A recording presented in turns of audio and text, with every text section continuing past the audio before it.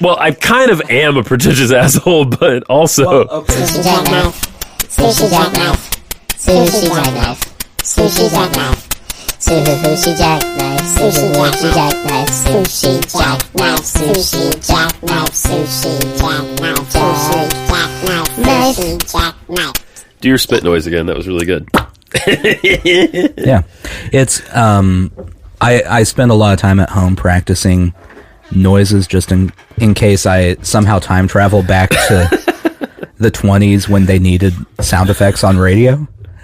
That was you in a previous life, right? Like, I was the guy that sat off to the side with a cookie sheet and a mallet. Just and your spit was so good they put you in like a jug band. You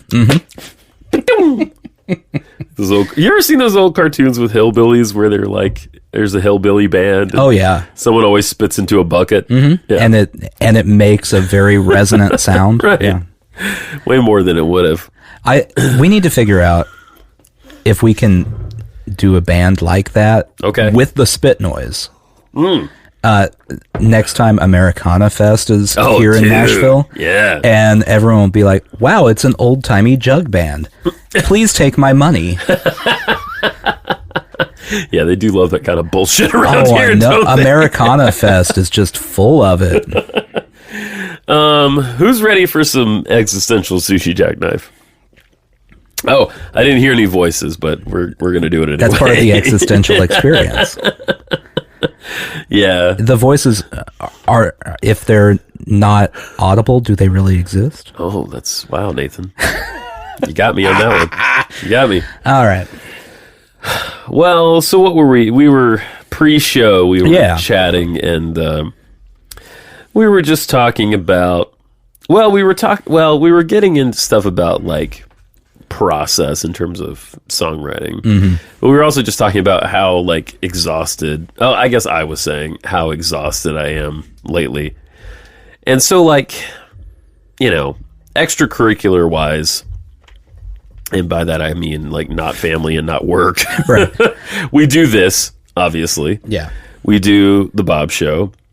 You have your music. Yes. And I play with you. Mm-hmm. And I'm in a band. And you play with you. And I play with me.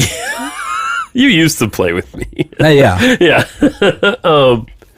And I was just saying how like tired I am, how we were supposed to have a practice, and I was like not sick, but just too exhausted to do it, you know?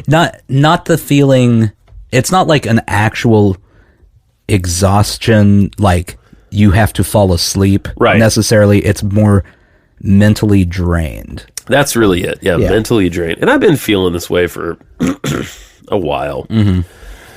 But we were sort of getting into talking about like songwriting process stuff. This is real up its ass. Everybody listening, just so you know, we're going to be super up our own asses. Look, we're going to be up our own asses. Everyone else can get up their own asses. I like it. It'll just be an ass party. Cool. Never been to an ass party. It's a very, very particular type of party. It sounds like fun. I like ass, generally. It's Sir Mix-a-Lot used to host a lot of them. Yeah. Everyone was up everyone's ass. So we were talking about like, so you've settled on a thing. Yeah. Basically where like if it's not, tell me if I'm describing this right. Yeah. This is not your process, but like you've settled on a thing where like if it's not fun, you're not gonna. Yeah, well that's part of it. Yeah. Like it's, so I have a tendency to get way too into my own head about anything creative. Yeah.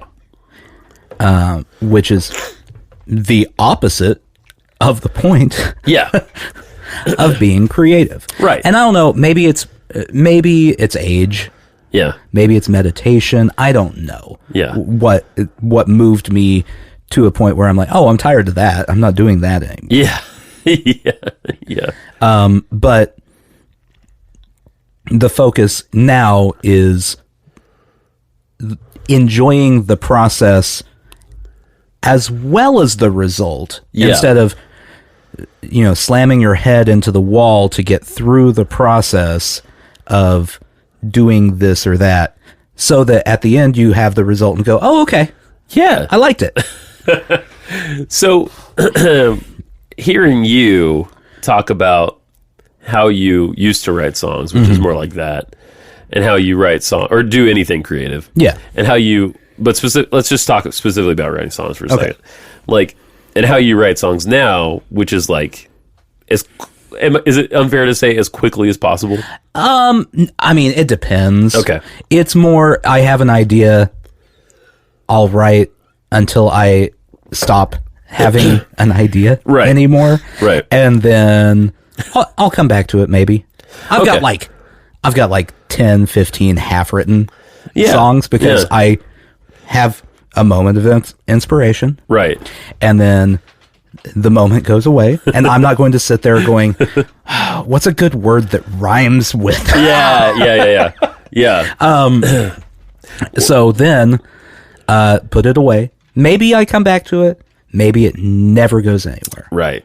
But the point was, I enjoyed it for the 20 minutes I had the idea. I was like, yeah, okay. Right. Because making something is fun. Yeah, right? It should be fun. It should be fun. Creating stuff should be fun. I mean, if you're not enjoying creating the thing, why are you creating? Right. Why would you expect anyone to enjoy when you're done the final product if you hated doing it? Right. And so I'm not saying anyone here hates any, like, sure. Before, when I was writing music, I didn't hate the process, but it was unnecessarily stressful. Yeah. You used to, I mean, I've seen you because our history doing stuff together, like before the podcast, we were in a band, you, me, and our friend Kobe. Yes. And then we made an EP. Yeah. And we played a couple places. We played like one or two shows, not a lot. Yeah. And then that sort of fizzled out because we all had children and got busy. We became adults. We became adults. Yeah. And then a few years later, we had a band with you as the front person. I guess I was the front person. And then I had a child. And then you had a child. So that fizzled out. That fizzled out. And then... and that's the and then, so the moral of the story here is kids suck. No, it's just that, like, it does change your life, obviously, and well, it changes your priorities. It changes your priorities big time. Like, there's a major if you're a good parent, I should say, if you're a good parent, there is a major emphasis on, like, keeping them alive. It's a good thing to do. And so sometimes you have to, like, be there. Yeah. And feed them and things. It's unnecessary. I know we should just go Darwinian, put them out, let them figure it out on their own. But Spartan, practically. I mean, but so, and now it's a point where, like, you're doing Sit in the Finches. Yeah. I'm doing Judy, and, like, I guess, I don't know how to get into it, but, like, the big dream for me was always to be in a band, right? And like, I've been in a bunch of bands in the course of my life, and I'm 37, almost 38. But I would definitely say that Judy is the most successful. I guess that would be the way. I think that's fair. Like, you've nailed down the sound of everything in it. I think so. I mean, it's a tight. Yeah, everyone's really good, which is nice. I mean, like, I've always been, like, the worst musician in any group I've been in, pretty much. That's the spirit. Yeah, no, I mean, it's true usually. I mean, I was a decent bass player, I thought. Yeah. I think I'm a better bass player than I am a guitar player. But, like, so I had fun playing bass in bands, but, like, the key to that, and this is a side note, by the way, is you just nail down a genre of music where talent doesn't matter. Yeah, I know, right? There you go. But this is sort of a long way around to saying, like, for one thing, I was really inspired by hearing you talk about your process. I haven't had the same experience, like, writing songs. I'm not going to say it's easy for me. It's not easy. Right. But, like, I didn't feel stressed out. I always treated them like, kind of like writing a poem, where, like, you get an initial idea and you try to get out as much as you can, And then kind of like you're talking about, I would sort of shuffle it around, come back to it.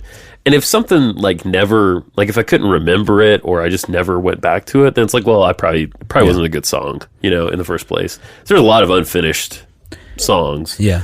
Usually what ends up happening is I just steal, like, I basically treat it like a broken item. Okay. Take parts. Yeah, see, that works. You take the bits that are, yeah. Oh, I need something for this song. Oh, yeah. That line doesn't exist in that song anymore. Mine. Yeah, and it was yours the whole time, right? Yeah. So, specifically, and you can probably tell if you were to listen to this song, but the song Mountain Dew and Champagne. Yeah. That's like 5 different songs. Well, because back in the Andalusia days, after we had finished our EP, we were starting to write new stuff. Yeah. And the first verse was in that. Yeah. This little 3-chord thing. Yeah. Yeah. The last verse is a completely different, unrelated song, nowhere near this. Yeah. And I went, well, I still like the idea, but that song's garbage. Yeah. I don't even remember what it sounded like. And I stole that verse. Yeah. I really like that song, too, Mountain Dew and Champagne. Yeah, it's just very random. Where it ended up is great. Yeah. But, I was thinking about your process, and then, to me, hearing you say, you're kind of letting go, essentially. Yeah. Of... It's a Zen process, for a lack of another way of saying. Right. And so, I'm super interested in Zen stuff and Taoism, and I've talked about this before. I'm trying not to sound like a pretentious asshole, but I am interested in this stuff. Oh, right? I thought you were going to say I am a pretentious asshole. Well, I kind of am a pretentious asshole, but also. Well, okay, hold on. Before we do that, all right. Let's get rid of any pretension. Disclaimer. Yeah. We don't know anything about what we're talking about. Correct. We're idiots. Yeah. Thank you. Moving on. No pretension here. Take everything we said under that. Please go look it up. Don't listen to us. So there's this ancient Chinese concept called Wu Wei or Wu Wei. It might be how it's actually pronounced. It's like W-U. I'm choosing Wu Wei. Good. Yeah, I like it better too. Wu Wei. Space W-E-I. And it basically, it's about being in the zone, in a flow state, whatever you want to call it. Mm-hmm. And it sounds to me like that's what you're doing. You've set yourself up to where you're not going to get too much in your head about it. Yeah. Because the moment you get into your head about anything, it's bad. You're out of Wu Wei. Yeah, it's bad. And so they thought that being in a state of Wu Wei, you would accomplish things with ease. Anything from running a government to writing a song, or I guess the easy analogy is if you're playing a sport, when you're in the zone playing a sport, you can't, if you're trying to play basketball, you can't think about how you're playing basketball while you're playing basketball. I'll go with the sports analogy that you may not understand. Okay, great. Every time you watch the Golden State Warriors play basketball. Okay. Basketball team. We're going, yes. Okay. Located in California. Okay. The Golden State. So far, I'm with you. When they are behind. Yeah. And they go on a run. Yeah. Because they go on runs all the time. Steph Curry. Yeah. Looks like the coldest dude that's ever been on. There's no emotion on his face. He's just focused. Okay. And draining threes because, that's what he does. He's the all-time three-point shooter. Okay. In the NBA. Oh, I didn't know that. Yeah. So there's no, arguing with the refs. There's no getting frustrated or getting excited. It's just, I'm doing it. Yeah. Here we go. It's happening. It's happening. And all of a sudden, they've caught back up. There you go. And you can't think yourself into that state. Right. You're in it and you just kind of have to ride it as long as you can ride it and not think about it. And so they talk about I didn't know about this until recently, but I guess there's system 1 and system 2. I don't know if problem solving is the right way to say it. So system 1 is all instinctual, and that's what this is. This is all instinct. You're not using your prefrontal cortex really. It's like your whole brain is like coming together to make this stuff happen. And like system 2 is like your logic brain, right? Which is obviously good for lots of other things. Yeah, you need that. Yeah. Yeah. But it's not great for being creative or for being in the moment. No. Right? So I think that's essentially like what you've done, what you figured out for yourself. That's a better way of saying left brain and right brain. Yeah. I like that much better. Well, yeah, I mean, I think that's kind of what it is. It's like, you know how if you practice something enough, you get a feel for it. Yeah. And you don't need to like remember all the steps anymore, you know? Right. You just do that. It's like I'm going to sound pretentious again, but it's like Charlie Parker said. With jazz, it's like you practice, and then when you play, you forget everything. Yeah. You know, that's essentially what it is. So, I don't know. I was just like, I don't know. When you told me that that's how you were approaching it, I just thought that was awesome. And it's, so this is a whole, if you thought you sounded pretentious. Okay, great. I have to, before I start saying what I'm about to say, have to launch into this saying this is not a novel idea. It's just a bunch of ideas I jacked from other places. Cool. And then mushed together into my own idea. I like it. So it's all, well, the whole let's do something fun process started when the pandemic started. Yeah, okay. Because, you know, I had to do something. Yeah. To keep what little sanity I had. Right. And I don't know that I did it. Yeah, you are a crazy person now. I've seen you. I don't know that it actually accomplished any of what the original goal was. Right. But I did create something. Yeah. Yeah, no, you did. You definitely did. But, like, all of that tied into, like, I'm trying to think of the best way to explain it. A point where it was just like re-examining life in general. Yeah. Okay. Definitely. So, and I'm sure everyone did this during the pandemic. I think a lot of they people made did. sourdough. Yeah. What the fuck was up with the sourdough? I don't know. It was like it was there and we could do it. It's so random that everyone went, I'm going to make bread. What kind of bread? The kind I need a starter for. Sourdough. And everyone across the planet created sourdough. Yeah. A bread that most people really don't regularly eat. It's not common bread. Anyway. So they were doing that. Yeah. And I was, you know, getting deeper into meditation, stuff like that. Right. We both meditate. Right. I think that's something we have in common. Yes. And so this is all led to like a current thing, which this week has been a very bad week for it. But where I've kind of almost segmented out my life. Okay. All right. All right. Where I have a goal every day. And this is something that was jacked. Part of it is jacked from the band Emery. Oh, I don't know them. Post-hardcore band. Okay.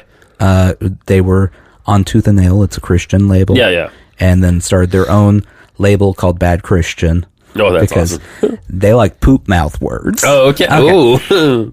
But on tour, they found themselves like losing their identity.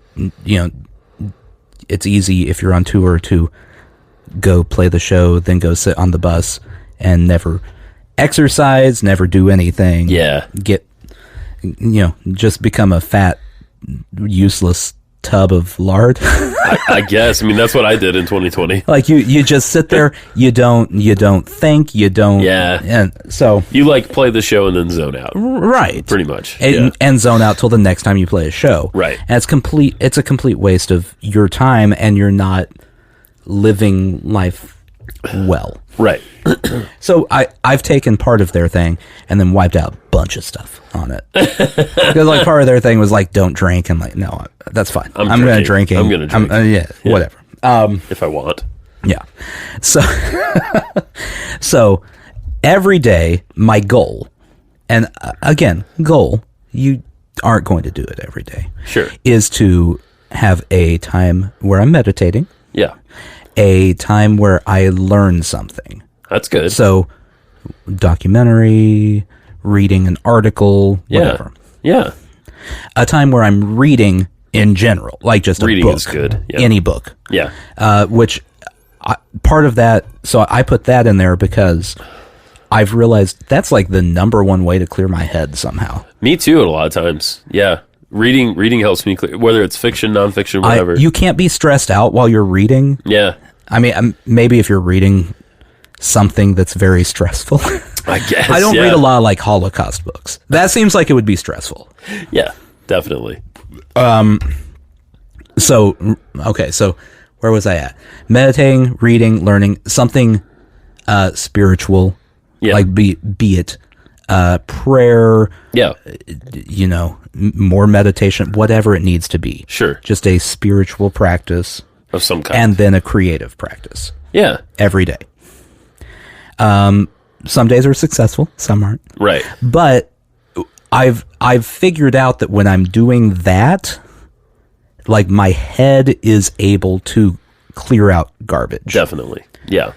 I don't know what it is about that, but it works. Well, no, there's something to that. I mean, I feel the same way when I meditate, and I don't do it every day. Mm-hmm. I hopefully do it and I've quit many times and started again. Yeah. Many, many times. I mean, I've been doing it off and on for a number of years now, but I've stopped and started a lot, Mm-hmm. And so, but if I manage to do it a few times a week, I feel that that's pretty successful. Well, and it doesn't even have to be long. No, the consistency is more important. Yeah, I'm trying to decide how far down this rabbit hole I want to go. The idea of equanimity, didn't come up with it. Oh, yeah. Not my idea. Yeah. Where, you may think you're meditating, but you suck at it because you can't focus. That's not the point. That's not the point. If you are judging yourself, you're not. That's the one thing you can't be doing. Right. Well, yeah, and if you find yourself doing it, just stop. Just try not to. Yeah, don't do it. Yeah. I mean, and you're going to do it, and then you go, "Oh yeah, no, I'm doing it," and you stop. And yeah, I mean that's really it. I feel like a lot of people misunderstand that. Mm-hmm. It's like, well, and I did forever. Yeah, of course, me too. I mean, until you start looking into it, you think the idea of meditation. What you have in your head is this idea of perfect meditation, right? Which number one isn't a thing. That's not a thing. No. And number two defeats the whole purpose. That's right. It's more about going through the process. Yeah, you can't win. No, it's not a game. There are no points. The goal is not to have a silent mind. Mm-hmm. I mean, I've heard a lot of practitioners say this. Like, the mind thinks, that is what it does. Right. It's just that when you notice that you're thinking, you just say, okay, well, I can. You have to be gentle with yourself too. Mm-hmm. You say, well, I can think about that later. Yeah, whatever you need to do to sort of let that go. You kick it out. Yeah, go back to what you're doing. It's it'll happen again too, but then you just Oh man, it's killing me. I can't think of the guy's name right now. Hold on, I have to because I'm going to feel bad if I'm not crediting this person who is the person that says it the best to me. It's all good. I mean, 1 minute. I'm scrolling through my Calm to remember who. It wouldn't be John Kabat-Zinn, would it? Because he's big in that world. His name is Zen. Well, it's not spelled. It's not spelled the same way. That's cute, but it's not spelled the same way. I know. Well, see, I found out that I was always attracted to the Zen thing, and that's like kind of a Westerner's like what's the word? Like ignorant view is essentially what I've had. But I did find out that the Zen tradition, because then I was interested in Zen. Like from the time I was like 15, I got a book at the Discovery Channel store in the mall about Zen. I still have it. And it pretty much changed my life. I mean, And then later on, I got into the Taoism stuff, and it's like, oh, I didn't know for a long time that the roots of Zen are in Taoism. And Taoism comes from China. Some of the Chinese practitioners had this thing called Chan, which made it to Japan and turned into Zen. So it's like a direct connection. It's kind of cool. Jeff Warren. Okay. Jeff Warren. I don't know Jeff Warren. Okay. So he has a very interesting background, but has become, I mean, he's kind of a trendy-ish, I guess. Yeah, well, that's meditation all right. person. He's on Calm. Yeah. If you have the Calm app. But the way he always relates meditation is it's like weightlifting. Okay. Where each time you're meditating and then you go, oh crap, I forgot to buy ham. Why you need ham, I don't know. I'm not here to judge you and your ham consumption. I often need ham. And then you go, oh no, I don't need to think about my ham needs right now. And go back to the meditation. That's like a rep. Okay, yeah. So it's you're building a stronger, more focused mind by actually having the interruptions and then recovering from said interruption. Right. Than you would be if you just sat down in a completely quiet space and your brain never did anything. Right. Right. Well, and one of the guys I've listened to a lot, I have this book called Quiet Mind, which not silent. Right. Quiet. But a little quieter. Yeah. Yeah. And it goes through, 7 or 8 different meditation styles, because there are many. And the Zen guy on there, his name's, I think it's Edward S.B. Brown, I think is his name. And they each have a little, what? Edward S.B. Brown? Like E-S-B-E. Or E-S-P-E. S-Bay. Oh, okay. It's like a... I thought he had 2 middle initials. No. Sorry. And I wanted to say, man, if we want to talk pretentious. Yeah. If you go by a name with 2 middle initials, ooh boy. Oh boy.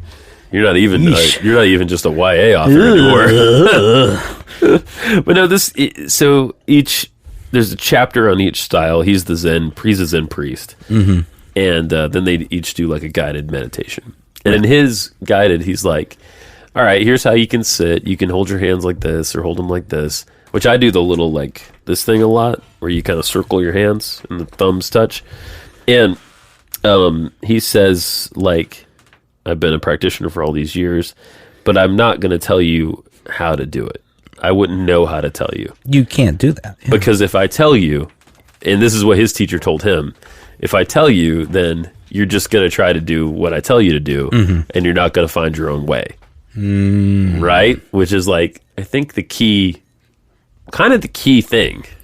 Really the key thing to everything. It is. Yeah. Like, going back to songwriting, the stuff I'm doing works for me. It wouldn't necessarily work for everyone. Right. I don't know that Garth Brooks can... Weird example, dude. Can sit down and go, well, I'm just going to write this song till I stop feeling like I want to write this song. Yeah, and you know what? I want to challenge like so much of the advice you hear out in the world about this kind of stuff. Particularly for writing in general. From Garth Brooks. Well, right. Yeah, this is straight from Garth Brooks. No, it's not. But, like, so much of the advice you hear about writing, whether it's poems or a novel, stories, songs, is you need to do it all the time. You need to do it every day. Yeah. You need to do it. It's not a practice makes perfect situation. It's not. And you know what? I mean, in theory it is.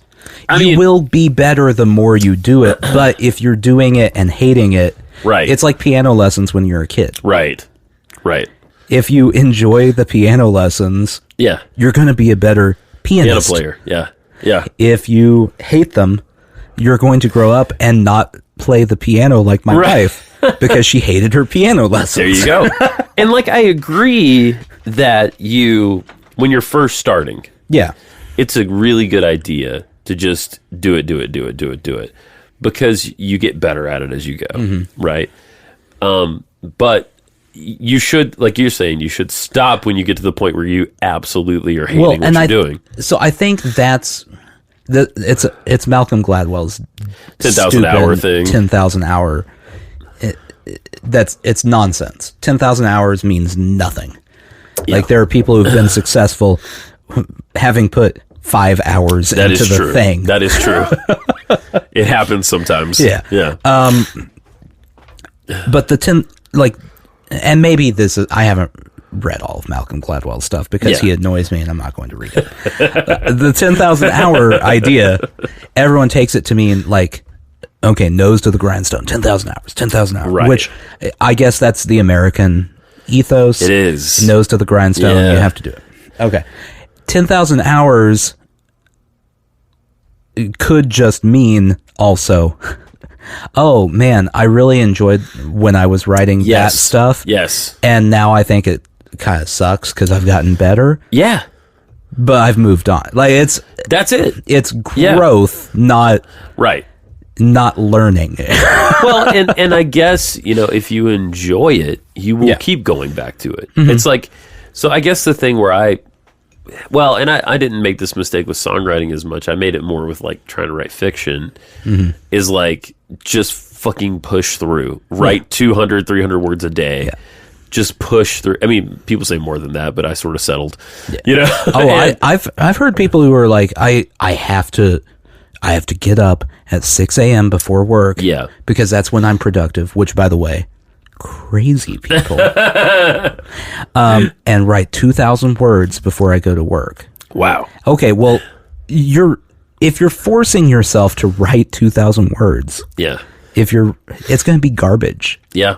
Yeah. There's going to be many times where you are sitting there and you write 100 words that are okay. Yeah. And you're like, I don't.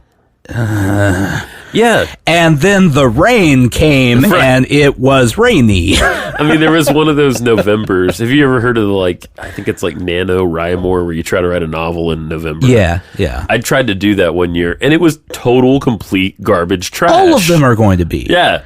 Like, the only time it's not going to be is if you find that one freak that, and I mean freak in an endearing way in this situation. Freaks. We like freaks on Sushi Jackknife. The freak that does feel like relaxed by writing 5,000 words a day. Right.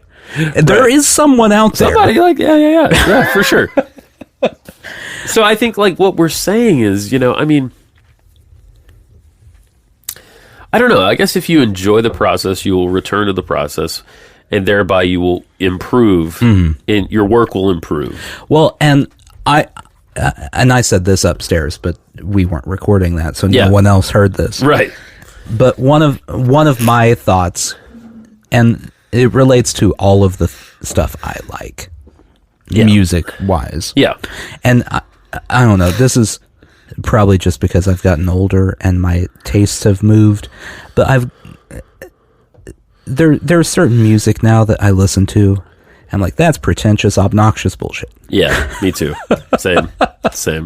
And the stuff you want to hear is the stuff that you're like, oh, they were enjoying that, or that is a piece of them. Right. It doesn't have to be happy. We're not saying that. Good example, Daniel Johnson. Yeah. That music sucks. Yeah. Like, by all... all like normal measures. Yeah, if you brought in any person who is an expert in music theory, every part of the song is terrible. Yeah. If you listen to it, I like it. Yeah. It's very good. It's strange because it doesn't hit any of the normal parameters, but it's still good because it's him. Because it's him. That's essentially what it is. No one else could write it because it's him. Right. No one else can really sing it. No. Conor Oberst sang Deviltown. Yeah. It's fine. It's not Daniel Johnson. It's not Daniel Johnson. Yeah. Well, and he also turned it into like a 2-minute long song, and it's like a 20-second song. But anyway, that's a whole separate. Well, see, like I had an experience. So the part of the thing I'm struggling with It's not so much the songwriting. I mean, I don't know. Like, they happen when they... I'm at a point now where, like, they happen when they happen. Yeah. I don't... I like enough of what I write, I guess, is what it comes down to. But that's the spirit.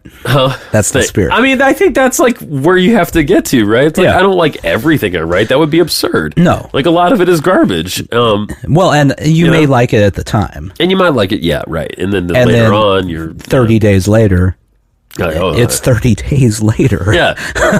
And so, I mean, I'll take a cheesy line sometimes and leave it in because I just like it. Knowing that it's cheesy or knowing it's maybe a bit cliche or whatever, right. you know. But I guess the thing I'm struggling with is just being exhausted. Yeah. And well, and that's part of the system. Yeah. That I have. I'm now calling it the system copyright. Nathan's the system. You're going to put out like a self-help book, right? And make $1 million. So I actually mentioned this the other day. Obviously, I'm not going to do that because I just said it all on this podcast. Yeah. But I am relatively certain in the self-help world. Yeah.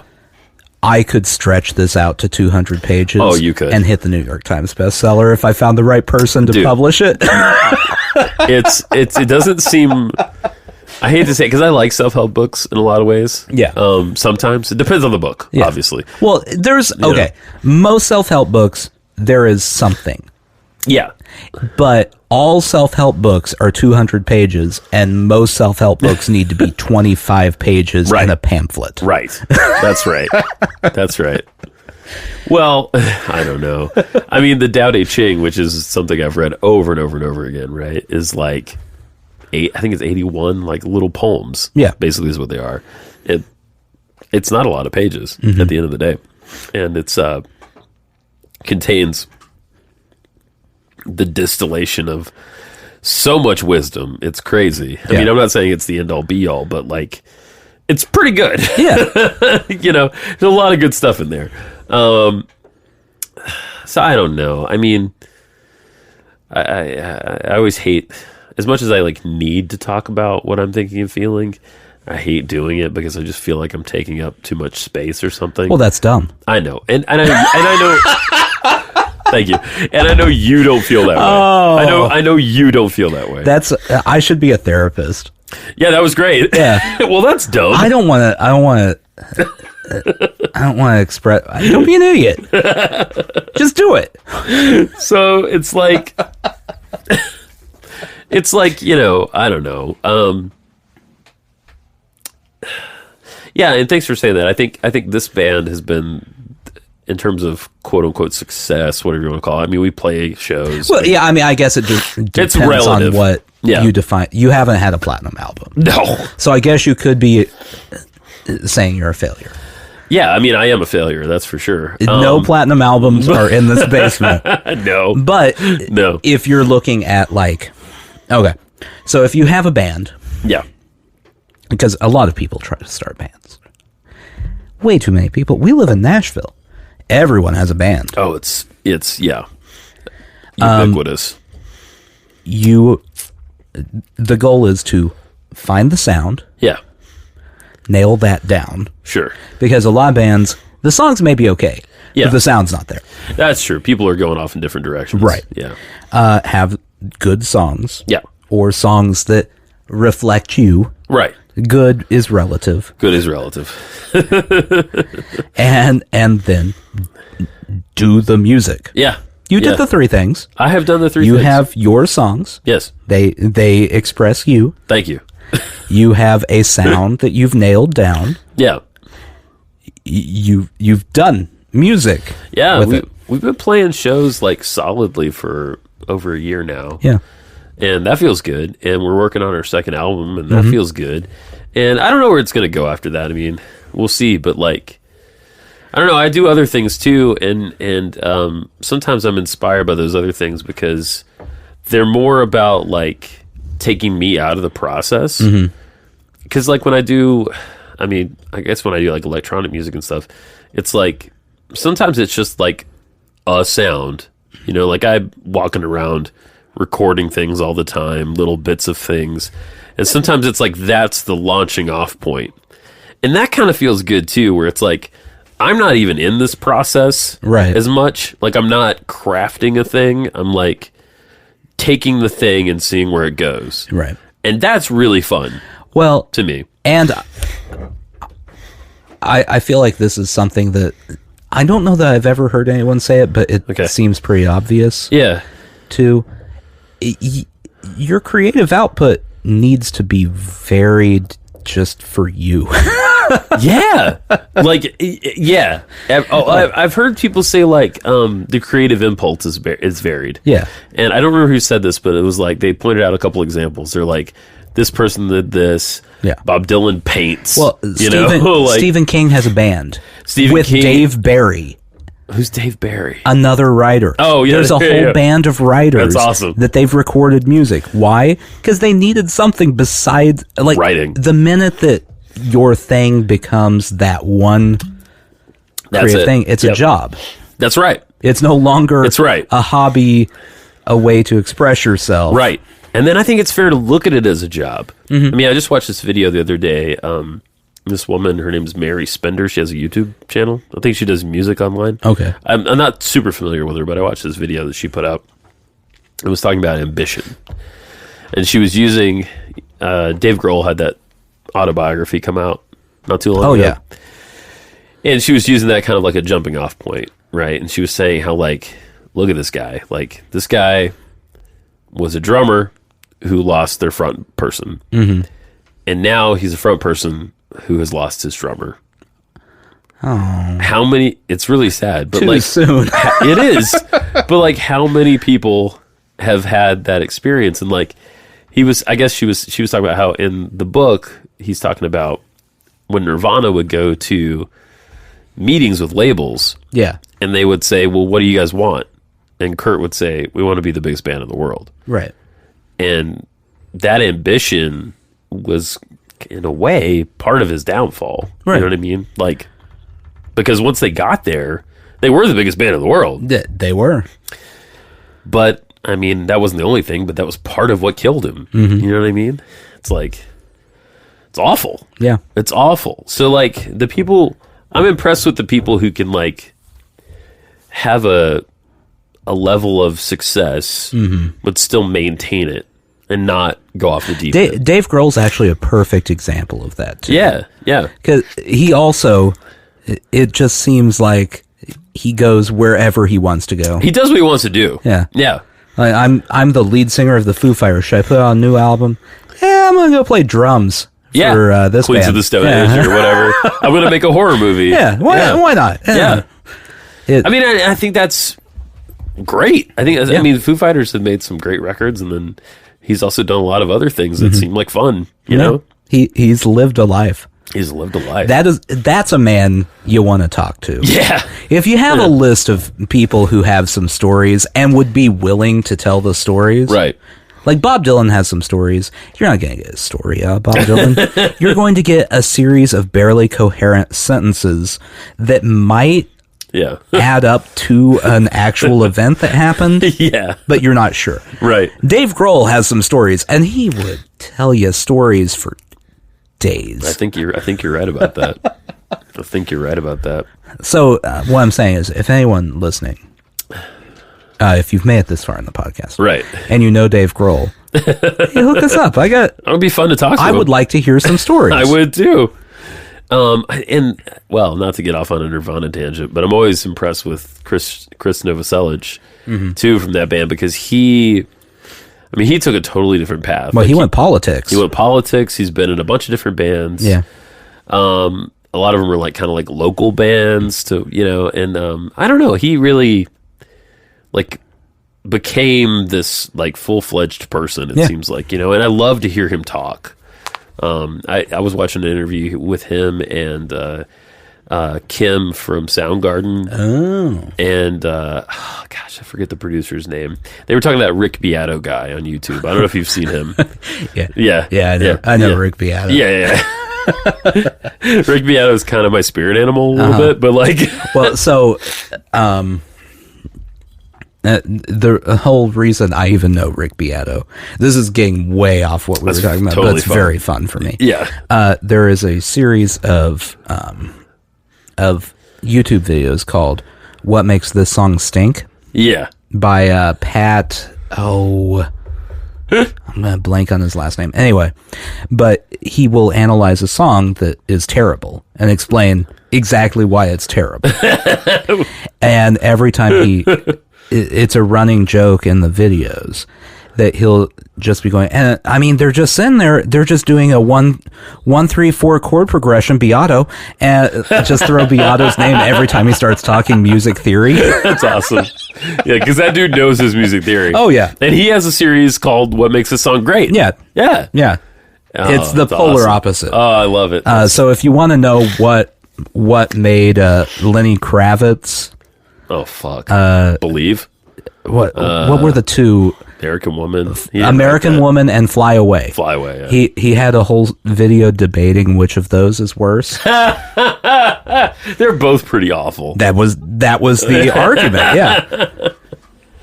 But anyway, man, like, I don't know. This is all, it's so murky, but yeah. Oh, I know what I was going to get to. This is going way back.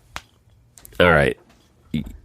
And I'm just, man, I cannot stop sounding like a pretentious asshole tonight. It's like, you ever listen to Freakonomics? Yeah. Okay.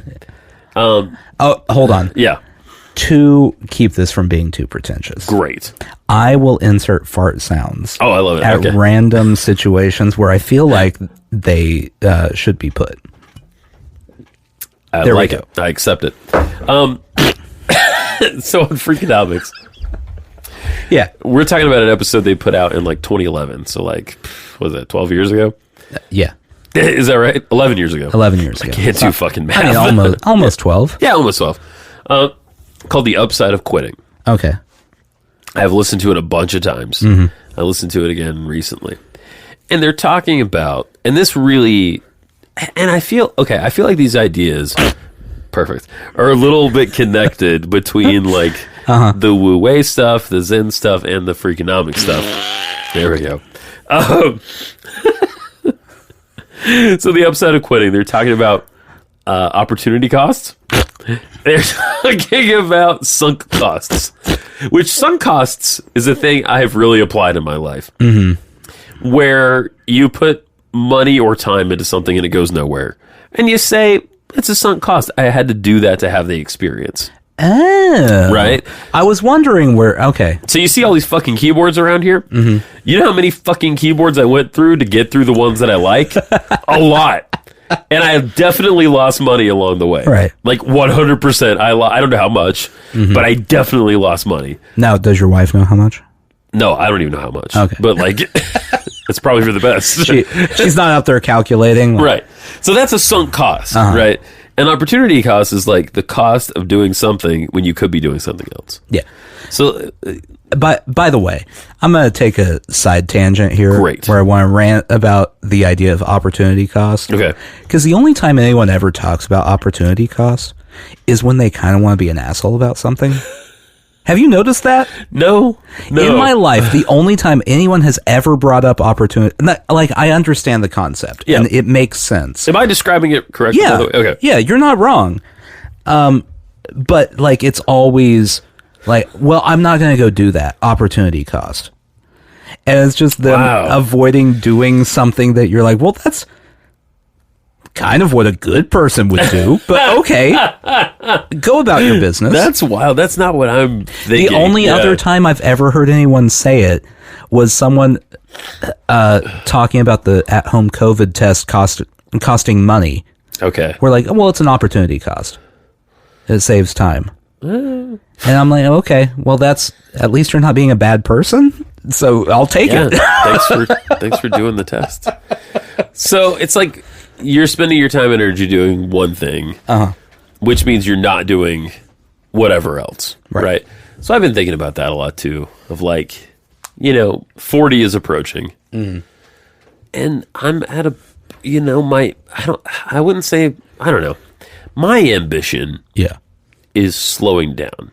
I mean, like, is it slowing down or is it shifting? It might be shifting because I'm also getting to a point. I've been my own worst enemy most of my life. As we all are. I've pushed everyone's their own worst enemy. Right. It's no surprise to me. I am my own worst enemy because every now and then I kick the living shit out of me. Thank you, Lit. That is Lit, right? Yeah. Yeah. Underrated pop punk song from that era. I would agree with that. Yeah. It's actually a pretty solid song. Yeah. So is You Make Me Come, You Make Me Complete, You Make Me Completely Miserable. I mean, it's poetry. What more do you want? No one else in the history of the fucking world put that together. That is true. You make me come. You make me complete. You make me completely miserable. Shop at Hollister or whatever. Anyway. So, what was I talking about? I don't fucking know. Opportunity cost, worst enemy. Oh, so I've been my worst enemy in a lot of ways. Oh yeah, like shifting. Because I've been really hard on myself, and I don't put in a lot of time to relax or to just do things I enjoy just for the sake of enjoying them. Almost everything I do, until lately, with my free time, has been to further some fucking goal. And I'm sick of that shit. Yeah, get rid of goals. I don't want the fucking goals anymore. I haven't had a firm I want to get this done goal. Okay. In like 3 years. Okay. And I feel like, at least in creative endeavors, the most productive 3 years I've ever had. Yeah. You've had a very productive few years. It's very different than before when it's like I want to do this and then this. And yeah. And you know what you have to do? You kind of have to, this goes back to some of the things we were talking about. You kind of have to follow like where... Oh, if you say follow your bliss. No. Podcast right now. No. Joseph Campbell, this shit. No, you kind of have to follow like what you're interested in. Yeah. Like where your enthusiasm is. Yeah. You know, you're not always going to be enthusiastic on a day-by-day basis for the exact same thing. No. And so some days it's going to be this, some days it's going to be that. And like, that's natural and that's good. Yeah. You know? Donald Glover wrote a whole album while also writing and filming a season of Atlanta. Right. An award-winning TV show. Right. The reason it worked is probably because he could bounce back and forth. Yeah. I don't know this for a fact. Yeah. I'm speculating. But he can shut off his actor brain and relax by doing music, and then shut off his music brain by going and writing an episode, and then shut off his writer brain by going and acting again. And he doesn't do any of this alone. I think that's a key. There's a whole support team. Well, and like collaborators, collaborators. Yeah. That's Ludwig. People who masturbate and collaborate. Yeah. What? Ludwig. Oh, yeah. Producer? Yeah. Yeah. What? Goranson? Ludwig Goranson? Yeah, that's the one. Yeah.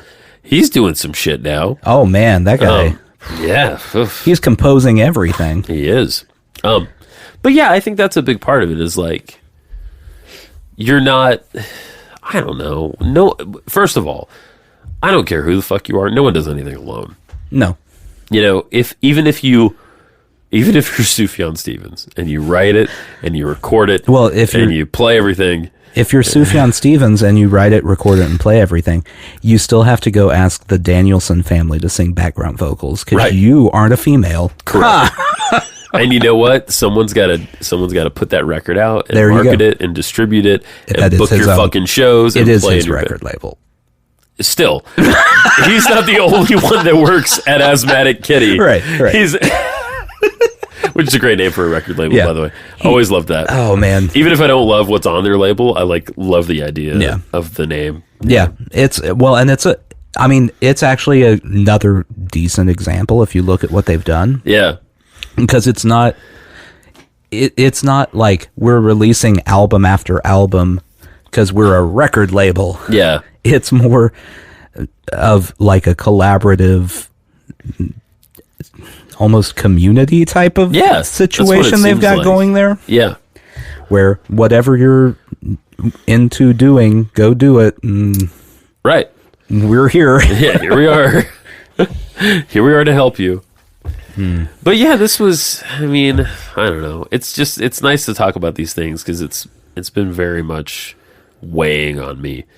And I'm just at a point in my life where, like, I just want to enjoy some things, you know? Like, I don't want to push all the time, you know?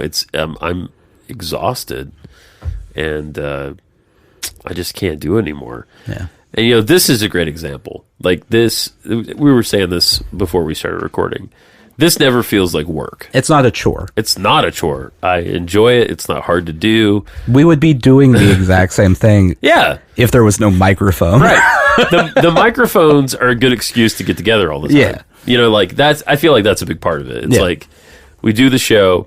Now the Bob Show takes a little more work. Yeah. But we enjoy that too. Yeah. And I think it's a different type of enjoyment. And I think we've steadily been trying to take it less seriously. Yeah. You know, I mean, at the beginning, I was super serious about it. I mean, if we're being honest, we went through a phase where it was very chore. Like. Yeah. Yeah. No, it's not anymore. No, for me. No. I mean, I can't speak for you. It's still more work than this. It's more work, but it's less. It's not a chore as it's much. less coming in going, yeah, what are we going to fucking talk about today? And that's good, because I don't want to do that. I don't want to do that either. So I'm not doing that. Right.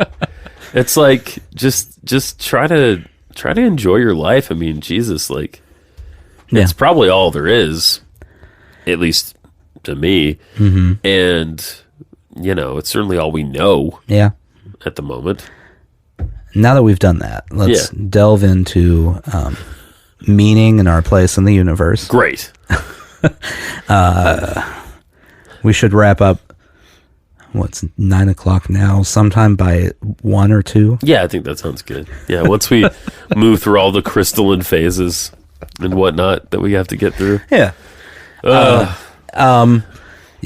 My final words of wisdom. Are we said a bunch of stuff here. Yeah. Some of it might help. Yeah. None of it might help. Right. You gotta find your own thing.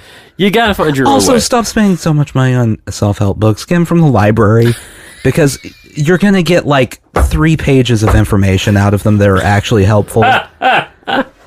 Like, don't support the authors on them. You know. And if you want to read the Tao Te Ching, you can read it online. Yeah. Yeah. I mean, they just want money. Sure. I mean, yeah. I mean, and you know what? You want to talk about who's going to hell? Those people. They're going straight to hell. Yeah. Because like, they're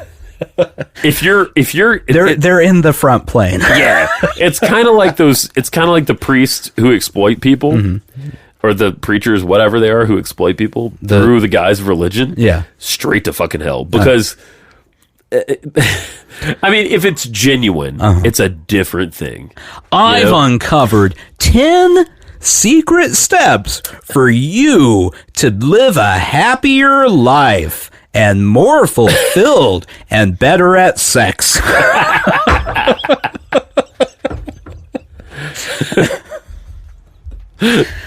That book would sell. It would sell immediately. It's grade A bullshit, but it would sell. You know, I don't know, man. There was a big self-help book in recent years that had a very like marketing type title in a way. It was called, I'm sure you remember it, The Subtle Art of Not Giving a Fuck. Oh yeah, I audiobooked that for a chapter. Yeah, and when I'm not gonna finish, I think I listened to most of it, but I did like his whole thing about Charles Bukowski. Because I liked Charles Bukowski anyway. Yes. But apparently Charles Bukowski, who's a writer, a writer we both like. Yes. Yeah. By the way, I have to stop here. If you haven't read Charles Bukowski, it sounds like a pretentious name. Yeah. But it is in itself a book of fart jokes. Pretty much. Yeah. And references to nipples. Yeah. He liked booze, he liked hookers, and he liked nothing else, I don't think. And that's what he wrote about, is booze and hookers. Yeah. But apparently, and I think this is how The Subtle Art of Not Getting a Fuck opens, he's talking about Charles Bukowski, and apparently on his tombstone, it says, "Don't try." And that's exactly what we're talking about. Yeah. And I'm not saying Charles Bukowski was a good guy, bad guy, anything. But the whole idea of not fucking trying too hard is the whole thing. That's the Wu Wei. That's the whole thing. This is true. It's like, don't fucking try so hard.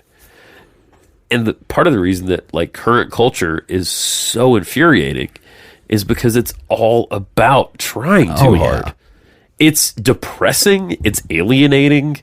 It's awful to witness. Sometimes. That's all social media is. That's all social media is trying. Yeah. And my new favorite trend on social media that I've seen. So, because everyone has acknowledged now that everyone is trying to reflect their perfect life. Right. Are the people going out of their way to try to show that they don't have a perfect life?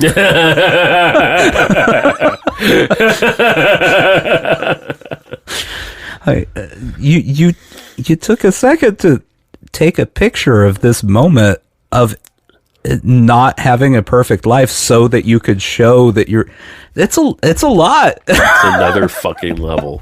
I mean, I'm kind of guilty of doing that, honestly. I mean, everyone's done it, but it's a lot. It's just take pictures of what you want and put it up.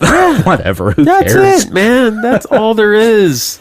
And I'm gonna start labeling everything I put on Instagram as hashtag no selfie or no filter. Oh yeah, everything. Even if I have a filter on it. Like, I want it to obviously be filtered and then no filter. No filter. Because everything coming through your feed is fucking magic. I mean, it is something. I drew a plant person the other day. That was fun. Oh yeah, I didn't see that. Yeah. I've been posting things to Instagram, but not looking at Instagram. That's been my recent thing. Well, I can't. I don't. Okay. Which is anyone fucking stupid too. That I follow on Instagram. I'm sorry that I'm about to say this out loud. All right. I'm not looking at your stuff because I don't care. I just don't. Yeah. It's okay. I'll scroll through and I'll go, yeah, you did it. All right, moving on. I don't. My like I still have Facebook. Like I still have a Facebook account. Yeah. Because periodically I have to go on and see who has died or gotten married. Yep. Sure. That's the only reason. And so because I still have it, I'll have people go, "Did you see this thing that so and so posted on Facebook?" No. I'm sorry, I don't care. There's nothing they could do that would make me care. Dude, I just have to say this. One of the things I really, really love about you is that right there. Because it's real. You really don't care. I don't care. Yeah. I mean, yeah. Especially Facebook. I mean, let's be real. If you care about Facebook, you're going to an early grave because... Oh, my God. You have... You definitely have way too high a blood pressure. Yeah. And you're going to stroke out. Oh, yeah. Oh, yeah. Oh, yeah. I didn't even bring this up, but did you hear about the fucking... I don't know if this is even true, but I'm getting texts from, relatives that say there's fucking fentanyl in Nerds. This has got to be bullshit, right? In Nerds? The candy. Yeah, That's Nerds. why I like them so much.